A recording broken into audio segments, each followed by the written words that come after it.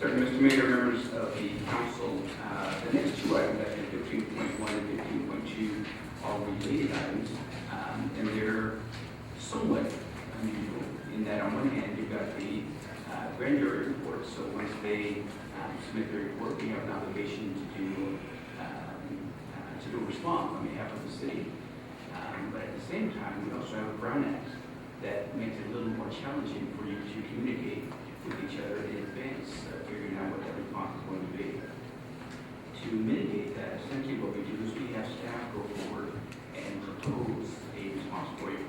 So it leaves you in the unusual position of being up here for the first time, being able to provide some input into that report. The other part that makes it a little more challenging for staff is the topic of both of the grand jury items that are before you are really related to council. And there's somewhat of a disconnect there because there's a barrier between the staff side and the city council side. So with that, we do have recommendations that are before you. We're happy to go into whatever level of detail that you would like with respect to proposals. I anticipate there will be some discussion that goes along with it, which is probably a good thing. I think having some healthy debate makes a whole lot of sense. But I'll also mention that part of the topics essentially rehash some issues that we've already done in the past. So as you do make your comments, you've got the options. You can, if you feel that there's need to go down that road for some of those previous items, you certainly have that option. And instead you want to focus more on the portions that are going forward as far as how we make sure that we are in a good place going forward. You have that option as well. With that, you have to provide any level of detail that you would like or hand it over. One thing I'd like you all to remember is that the grand jury process, meaning the interviews with the grand jury and what they may have said to you, is all a confidential process. And the fact that this report has come out doesn't change that. And so I would ask you to keep that in mind when you remember, for instance, in your comments, what you may have said in one forum, to make sure that you don't compromise that confidentiality. So what are we officially looking for? Just a recommendation to accept the staff's responses to the grand jury findings? Right, so the ultimate goal is to have the city respond in accordance with law to the grand jury. Whether it is the version that is before you or a modification of that, the little consequence from the staff side, but that our hope is that we walk away with direction to submit something in response to the grand jury. And then so when they ask why the staff is coming up with answers for us, we simply say it will be a Brown Act violation to me unless we're meeting a special meeting in closed session. So that's why the staff is answering the questions for us. Yeah, and I would suspect that they're familiar with it, but you're at a bit of a disadvantage because the alternative would be for you to have either the full body or some subset of that within the confines of the Brown Act go forward and do really the equivalent of staff work for getting something together based on the amount of time that would be required for that and your schedules as well. We offer this as a proposal similar to what we would do for any other staff item. So what you have before you is the staff's best estimate at it, although again, this is a topic that really relates to the policy side of the house, which we have separation from the staff side. But it's our best guess as to the appropriate responses. To the extent that you feel that's appropriate, I would recommend you move forward with it. To the extent you think there needs to be some level of change, I would recommend that you add that portion. Well, I actually agree with the comment that Councilwoman Miller made this morning in the paper that it's hard for 7 people to agree on every single finding across the board. There's going to be some variances.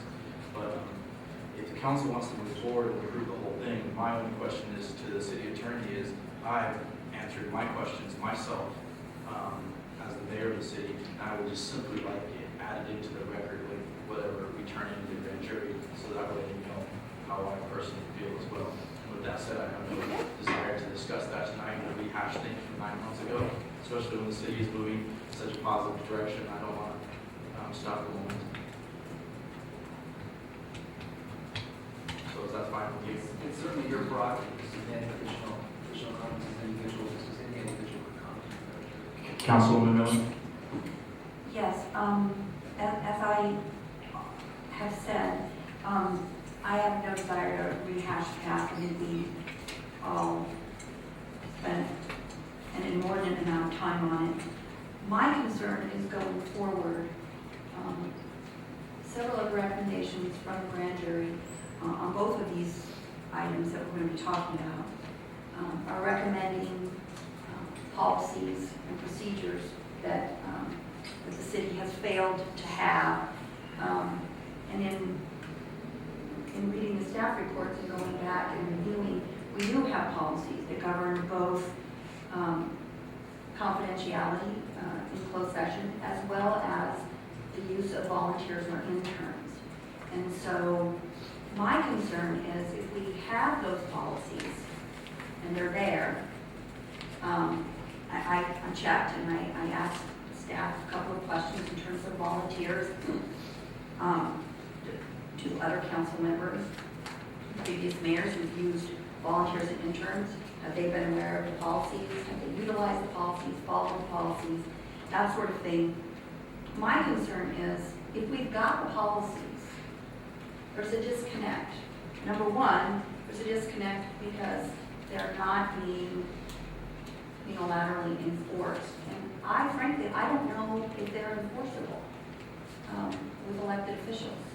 There's not really a legal, as far near as I can tell, and in my conversations with the city attorney, there's not really a legal mechanism for admonishing elected officials while the process is going on. And so if that's the case, first I'd like to find out if there is anything we can do that will increase transparency, which always discourages inadvertent, even if it's inadvertent, but inadequate behavior. And if there isn't, I think that needs to be made very clear to the public, because grand juries are made up of members of the public, and clearly they think, and the public believes, that all we need are more policies in place, and that's, everyone will follow them, and that's going to solve the issues. And I don't see that it is. So my question really goes both to staff. Did we have the policies in place? And was everyone aware of them? And secondly, to the city attorney, what can we do to increase transparency, to discourage failing to follow our own written policies? So from the staff side, I can tell you that you are correct. We do have a series of policies in place. We do make efforts to make sure that everyone is familiar with those policies. But I think beyond that is where we get to a bit of a disconnect. As you alluded to, generally, if we were to look at a policy that affected staff, for example, something that's from my side, we would come up with a policy, and then we would have some rules for enforcement, but more importantly, we would have a mechanism to figure out whether or not there's really an issue. Because sometimes there's an issue, sometimes there's not really an issue, but we would have a mechanism for doing that. That's very difficult because with something that involves elected officials, the enforceability piece, that I will comment on behalf of John for the legal side, there's that component of it, but there's also the component of figuring out what's actually going on. And again, because of that barrier, there's really no mechanism for the staff to be able to even make a determination about what's going on or whether it's appropriate for action to be taken. And that barrier is actually appropriate because I think there does need to be a separation between the staff role and the policy role. I understand that in terms of the leaks from closed session, and every city struggles with, and well, not even city, every jurisdiction struggles with this.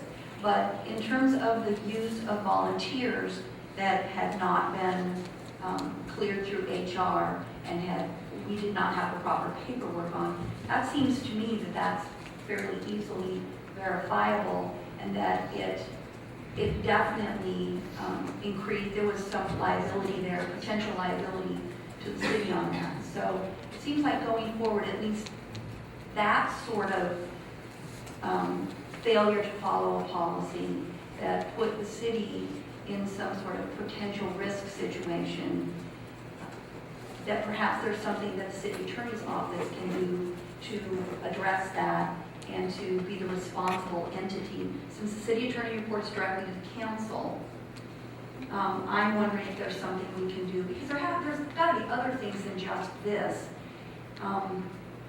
But it definitely increased liability. And I read that policy 200-2, and we were supposed to have a waiver of liability, a waiver of workers' comp. For all minors, we were supposed to have permission slips signed by parents or guardians. And there was clearly liability to the city if those policies weren't being followed, and it seems like it'd be very. And that's the key, is if, Councilmember. And that's why I'm asking. So It would be let's not easy to rehash any of this unless you want me to read my 20-minute report and go on and on and on. Because at no time were there unauthorized volunteers or interns. For anyone to say such a thing is absurd and it's a lie and it's incorrect. So if I understand the conversation, it seems that there's an attempt to figure out whether or not there's an appropriate process in place, and if not, what would it take for us to get to the point where an appropriate process would be in place? But I want the city council to know that at no time has any interns of the office of the mayor ran around with keys or passwords to computers. That whole, somebody's making that up. That's That's not the issue. The issue is if there's a policy for the city that any volunteer or intern has to be cleared through HR, and we have to have these signed waivers of liability. It seems to me that's easily verifiable. that's If correct. everybody, if we have that. Would you like Sharon to answer your questions on how long that process takes? It's a long time. I asked the staff to, if we had those, and yes. Right. So again, from the staff side, we do have those policies in place. And they're blanket, so they're not specific to elected officials. But what's unique is that from the staff side, we have a very clear process in place to be able to track and identify and enforce, if necessary, any violation of those policies. So if I'm understanding the comments correctly, it seems the question for you is there or should there be some similar mechanism with respect to elected officials? Should there be a mechanism to be able to track things, to enforce as necessary, to verify, to go through those? And we're happy to facilitate that conversation, but it's, again, coming from the policy side, but we're happy to facilitate that. I don't believe there's a council policy which would be the appropriate place, I think, to address something of this nature. That directly applies to this.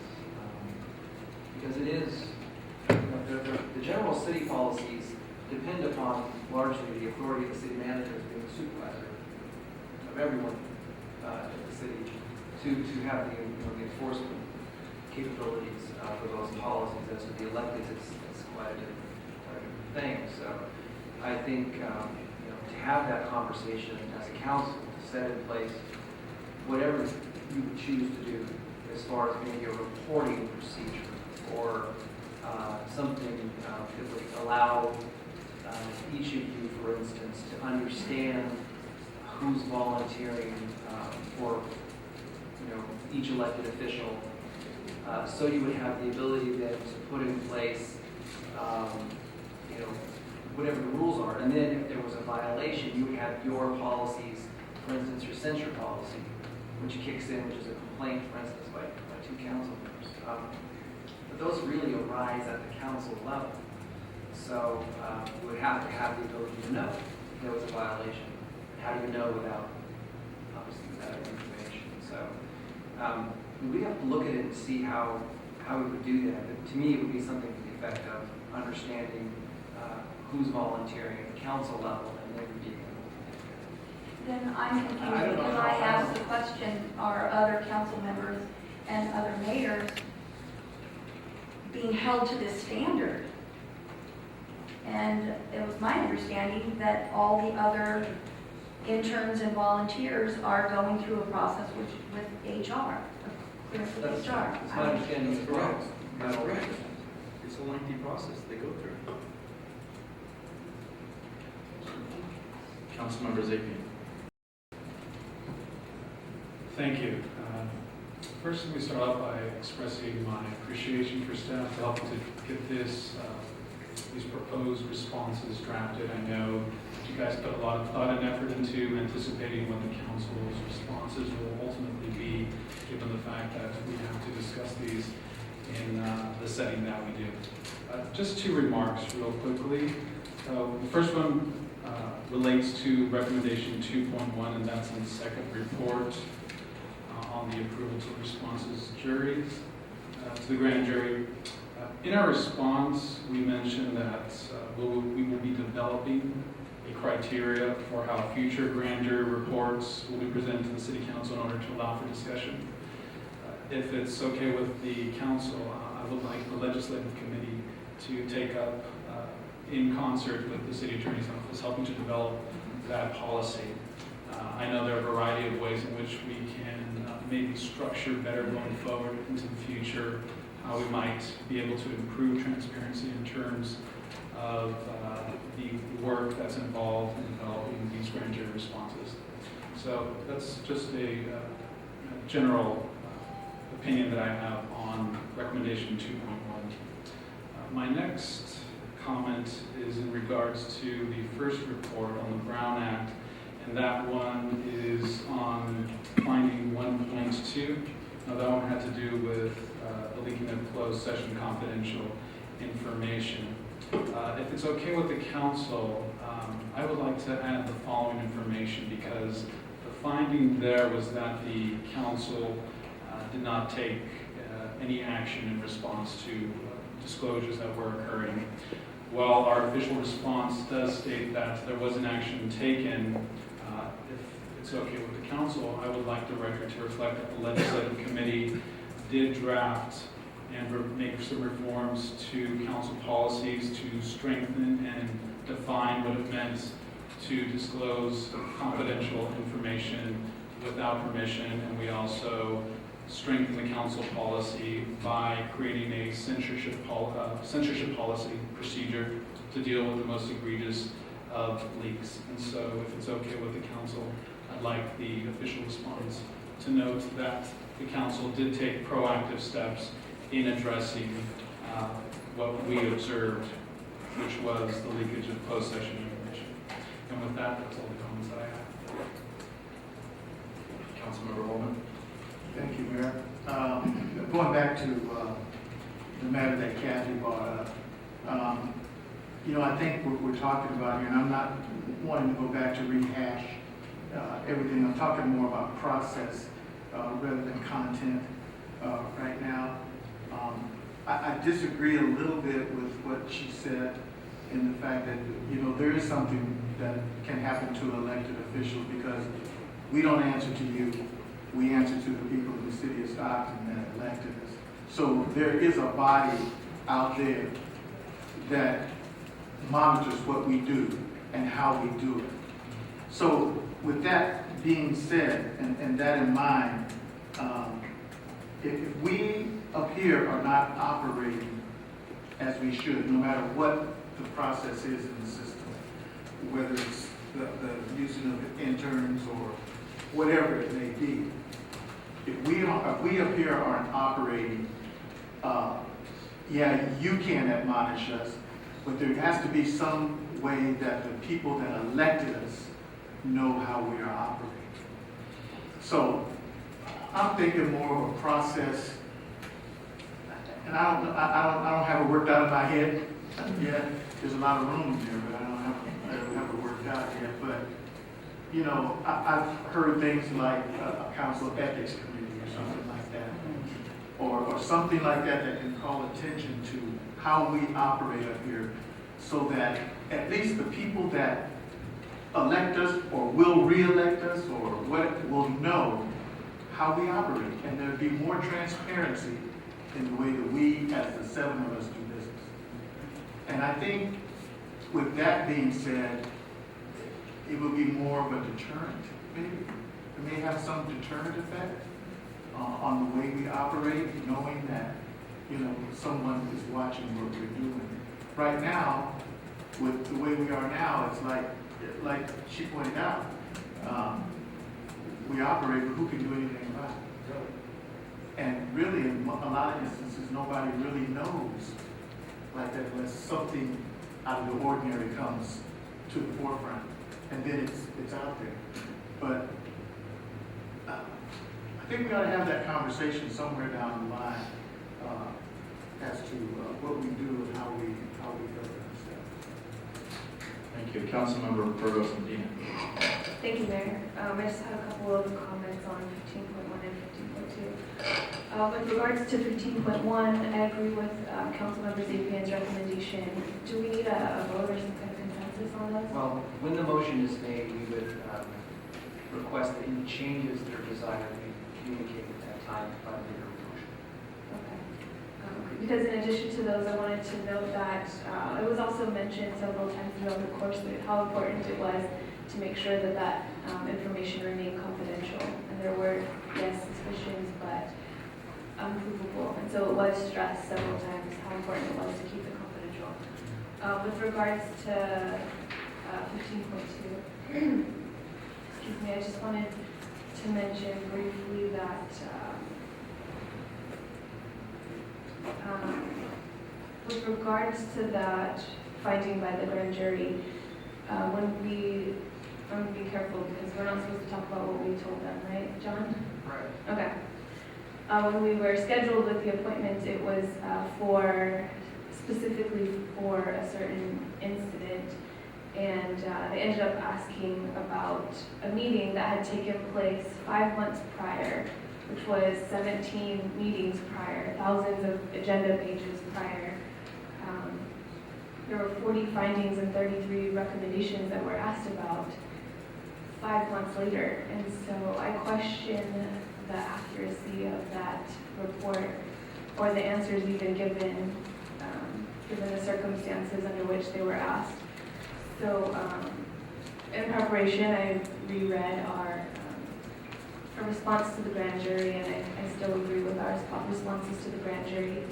I do appreciate what the grand jury mentioned, is that maybe there should be a more robust discussion on our responses, just for public sake even. And maybe even a step further in some follow-up, because there were some of our responses required follow-up, and so maybe a few months down the road after our responses, we could be briefed or bring to the council what we've done in regards to our responses to the grand jury. That's all. Thank you. Councilwoman Kathy Miller. Real briefly, since we're going to be approving this with some changes, I would, and really what I'm agreeing with what Councilmember Holman said, which was my point all along, it really wasn't the specifics of this incident, it was going forward.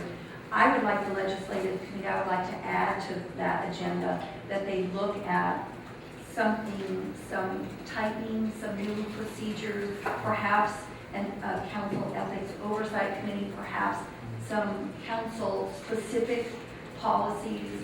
I would like to add that as well to our response, that the legislative committee will be taking a look at those things as well. If that's agreeable to the members of the committee, I think that's the appropriate place to have that discussed and fleshed out. Sounds good. I think there's Vice Mayor Kemp. I just have a quick question. So, Bonnie, when you do the boards and commissions, how long does the background for that take? Is it equivalent to the one that HR does? Or is that something that we can work into the process that it's... We don't do backgrounds for boards and commissions. Is there someone that live in the city?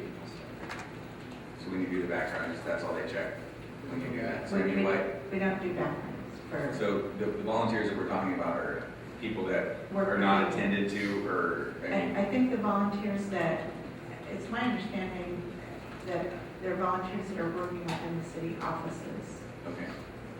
And unattended. So, I mean, Right. It doesn't matter. it doesn't matter, it's just if they're anywhere... They all have to go through the same background check. And how long should that usually take to run It time? can take 30 days, it can take The turnaround time for background really varies because there are only portions within the control of city staff. Fingerprints, for example, even recently we've had some that have come around in a few hours, others that have taken months to come back. But with respect to backgrounds, they're much more analogous to a council member. So for example, we don't do a background on a council member because of the process by which that person has been seated. So for boards and commissions being appointed by the elected body, they fall under the same standard. Okay, so then, who pays for fingerprints and stuff on volunteers and? Well, the city is. It's a normal expense of the HR department. As far as I'm aware, it's correct, no other funding source for that other than the department. Thank you. Councilmember Tubbs? Just a quick question, John. Maybe this is a question for the ledge committee to talk about, but I thought as part of this grand jury fiasco, we had developed some council policies to police ourselves and a body by which if a councilman is breaking rules, we conduct the admonishment process, or is what we're discussing something different in terms of ethics committee, or could those be married? The issue is that's the censure policy. And the censure policy essentially relates to complaints by council members against council members. And it relates to violations of council policy, violations of ethics, violations. No, I get that. So my question is, how is that different from what's been proposed tonight? Yeah, and so the distinction is that how is a council member to know if someone has a volunteer or not? These may not be things that council members will necessarily know. They may not be things that the council would sort of intuitively be aware of the policy being adhered to or violated, as opposed to something different like, when you might deal with a leaking closed session where you know it happened. Because the council's not going to necessarily know if a volunteer went through a background. There's volunteers there, and you assume they went through the process. So it's a little bit different. That's where I was struggling a little bit with it. Is your process, as soon as you know there was a violation, to bring the complaint. How are you going to know that? That's the issue that I was struggling with. Is do we have somebody report it? How do we do that? How do we get you knowledgeable so you can use your own practice of censure to the rest? Okay, so I have two quick comments on that, Mr. Mayor. My first comment is that my question was because I want the public to know that we have developed policies to police ourselves, that those things do exist, and we do know what they are, we should. But my second comment is that I think that's why we have staff, because I don't know who has volunteers and who's in the office and who's not, because I'm part-time, I'm in the office all the time, so I think I should be expected to know who has volunteers, and I think if there is a violation of staff, I think that's one of us, and it's on us as to police ourselves. I'm not sure that needs discussion from the ledge committee. It seems almost kind of like best practices. Councilmember Zapian and then Gary Bullock. Just one more addition on finding 2.3. There's a grammatical error in the middle of the paragraph, so if we're going to be turning in these responses, I would suggest we fix that. Thank you. Gary?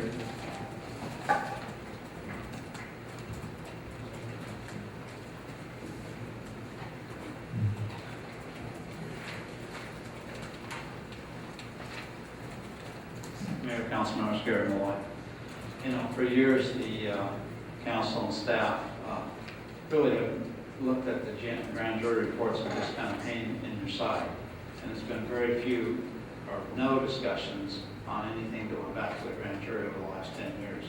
So the discussion tonight is something you should have done, the council should have done a long, long time ago. Whether it's painful or not, this is what we need to see. The citizens need to see that you discussed that things are going back to the grand jury. I realize tonight's discussion is a little different because there's a lot of confidentiality, but most of them are not that way.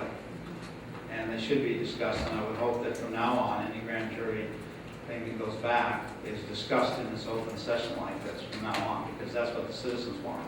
There are just a couple of things in that report that are very telling, and it just said that the City Hall management staff and council have great confidentiality when it suits them and helps them. And you also pay attention to that. That is what the perception is. You will leak information if it's going to help you.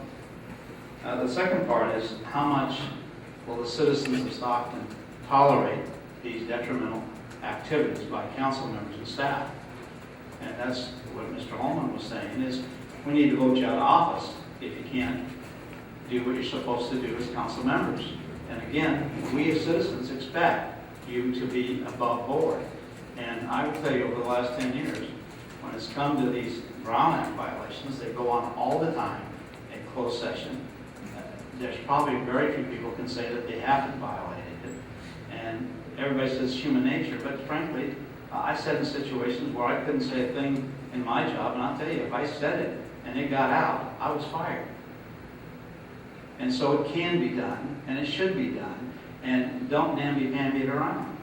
That's your responsibility as representative of the citizens of Stockton. And you do the right thing. And all I would say, there was one other comment made that council members didn't know who drafted the report in 1213. Well, I know who drafted it. It was Bob Dice. He might not have typed it, but he's the one who responded to it because he sat here and told us he did. So if you were on the council at that time, I don't know how you could say you didn't know. And again, I'm not trying to be facetious or anything to you, but frankly, guys, common sense is what we're expecting from the council members. That's what we want. And this whole thing about this grand jury, what we're doing right now is having an open discussion, is what should have been done from the start. And I would hope that you continue to do that because that's the kind of discussions we need to get it out in the open. Thank you. Diane,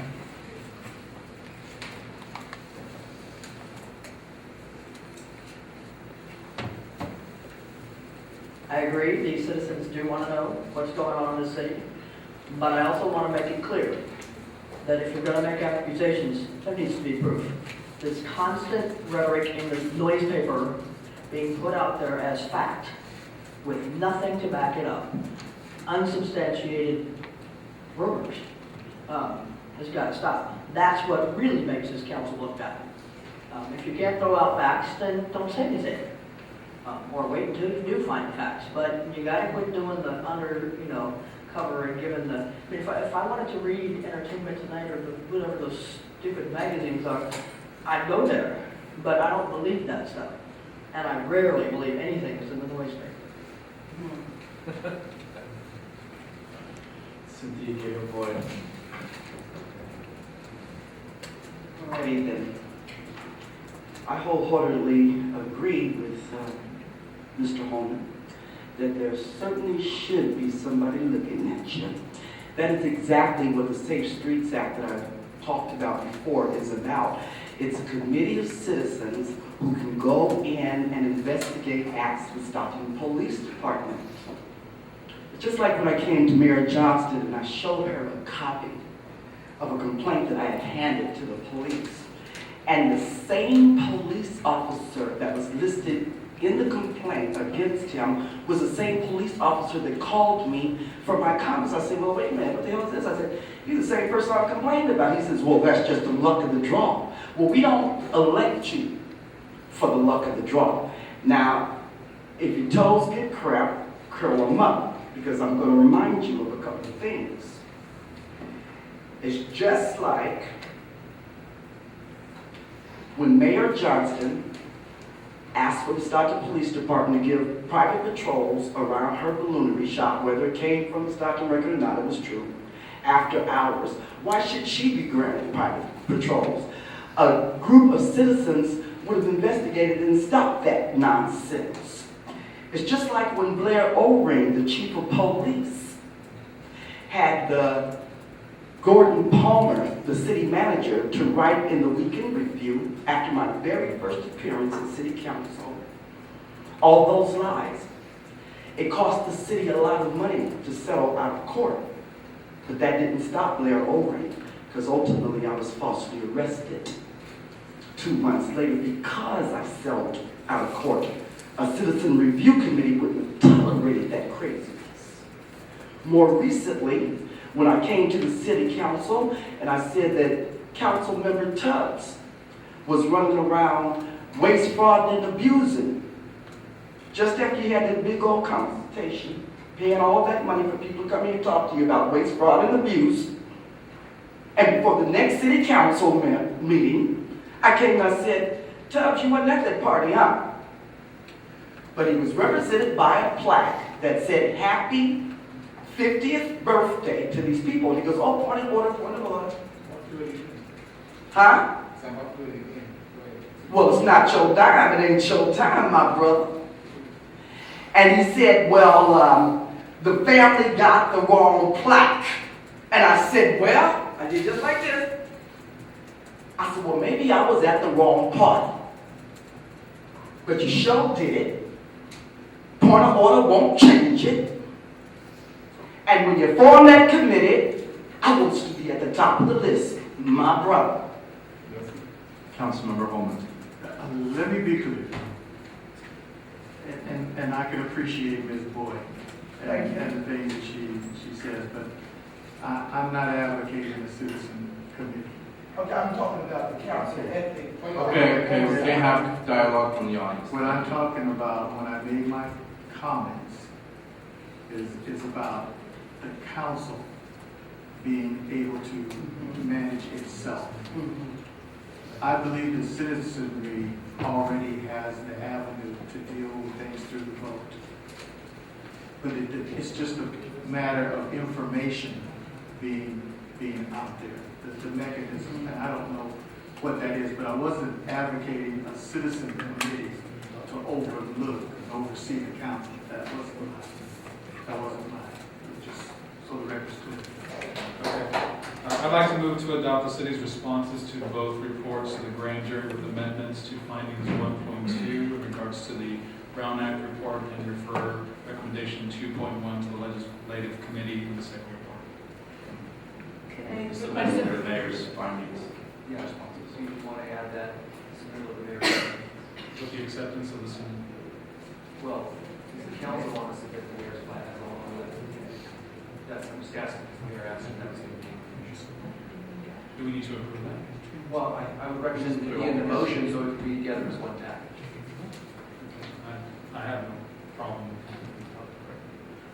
And can I make a request, a friendly amendment that we add to finding 1.1 in the second, in item 15.2? Just with the clarification that I added in my comments. Sure. Is there any discussion on the Is there any discussion on the motion? Recorded. Got it. With that amendment, a second. Okay, we have a motion and a second. Get all that, John? He's stirring it. Okay. Council members cast your votes, please. Motion carries 7-0. How's that for 51 and 2 automatically? I move. Do you have a copy of the mayor's plan?